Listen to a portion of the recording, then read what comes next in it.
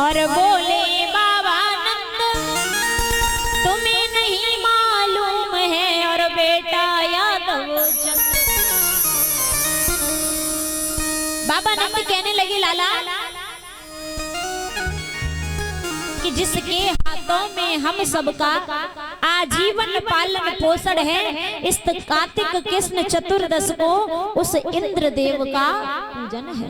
हे लाला, आज उस इंद्र देवता की पूजा है जो इस पृथ्वी पर जल वर्षा करके धन धान्य की प्राप्ति कराता है, जिससे हमें अन्न की प्राप्ति होती है। वो भगवान है। भगवान कन्हैया कहने लगे बाबा अगर देखा जाए ना तो कड़ कड़ में राम है, कड़ कड़ में भगवान है, डाली डाली में भगवान है, पत्ते पत्ते में भगवान है, और मुझ में भी भगवान है, और तुम सभी में भगवान है। सभी के अंदर राम होते हैं, सभी के अंदर रावण भी होता है। परीक्षित महाराज, जिसके अंदर प्रेम होता है, जिसके अंदर प्रेम भावना होती है, वहां राम होते हैं, और जिसके अंदर अहंकार होता है वहां रावण होता है। अब आप राम को हृदय में रखते हो या रावण को रखते हो, ये तुम पर डिपेंड करता है कि एक राम दशरथ का बेटा और एक राम कड़कड़ में रहता है। एक तो राम राजा दशरथ के हुए और एक राम वो है जो कड़कड़ में रहता है। राम को तो शंकर भगवान भी अपने हृदय में रखा करते थे।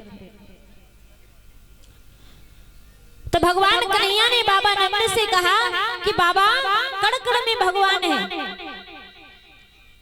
अगर मेरी बात मानो तो गोवर्धन पर्वत की पूजा करो। अब ये गोवर्धन पर्वत क्या था? परीक्षित महाराज, ये गोवर्धन पर्वत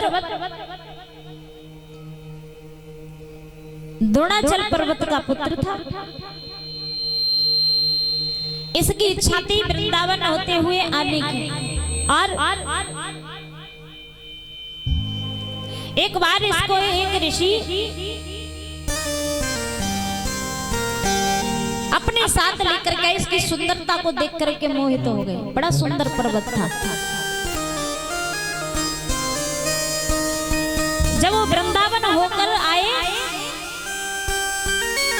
तो ब्राह्मण ने सोचा कि कुछ समय हम विश्राम कर लें। तो वृंदावन की शोभा देख करके ये पर्वत वहीं पर अपने वजन को बढ़ा लिया। अब उन ब्राह्मण ने जब उठाया तो ये उठा नहीं। इसे चलने की कई तो इसने मना कर दिया, क्योंकि इसको पता पड़ गया कि कुछ समय के बाद में यहाँ पर भगवान का अवतार होने वाला। तो ब्राह्मण ने इस पर्वत को श्राप दिया था कि मैं तुम्हें श्राप देता हूं,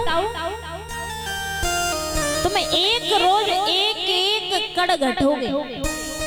और आज वो समय आ गया, गोवर्धन पर्वत बिल्कुल पृथ्वी में समा गया है, घट गया है, मिल गया है जमीन में। तो ये गोवर्धन पर्वत वही पर्वत था जिसमें गौएं बछड़े चरते थे, ब्रजवासी खेलते कूदते थे। तो बाबा नंद ने भगवान कन्हैया की बात मानी, पूरे ब्रज में कहलवा दिया कि आज गोवर्धन पर्वत की पूजा होगी।